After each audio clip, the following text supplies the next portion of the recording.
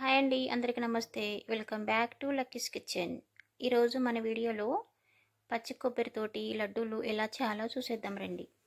ఇక్కడైతే నేను 2 కొబ్బరికాయల చిప్పలు అయితే తీసుకున్నాను. 2 చిప్పలకి నాకు ఇంత ముక్కలు అయితే వచ్చాయండి.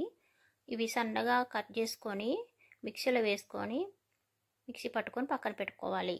అలాగే బెల్లం కూడా తరిగి పక్కన ఉంచుకోవాలి.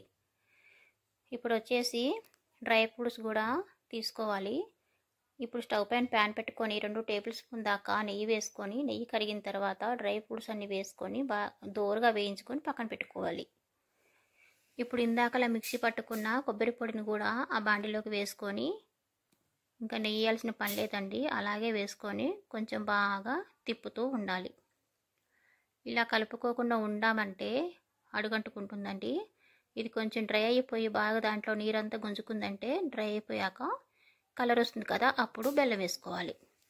ఇక్కడ నేనైతే బెల్లాన్ని డైరెక్ట్గానే దీంట్లోకి వేసుకుంటున్నాను, కరగపెట్టుకోవట్లేదు అనమాట.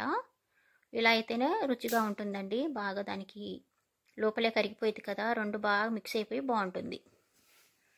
ఇలా కలుపుతూ ఉండాలి, అసలు వదలొద్దు అనమాట. గంటను అస్సలు వదలకుండా కలుపుతూనే ఉండాలి.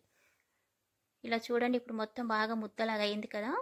ఇలా దగ్గరికి అయిపోయిన తర్వాత ఇప్పుడు ఇందాకలు వేయించి పెట్టుకున్న డ్రై ఫ్రూట్స్ కూడా వేసుకొని మరోసారి కలుపుకొని స్టవ్ ఆఫ్ చేసుకొని పక్కన పెట్టేయాలి.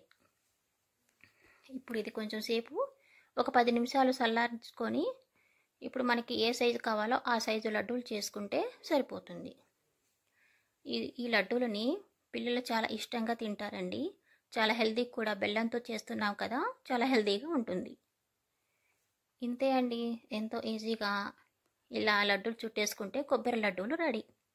మీరు కూడా ఒకసారి చేసుకుని ట్రై చేయండి. నచ్చితే లైక్ చేయండి, షేర్ చేయండి, సబ్స్క్రైబ్ చేసుకోండి. మీ ఇంట్లో వాళ్ళకు కూడా పెట్టి ఒకసారి ఎలా ఉన్నాయో కామెంట్ చేయండి.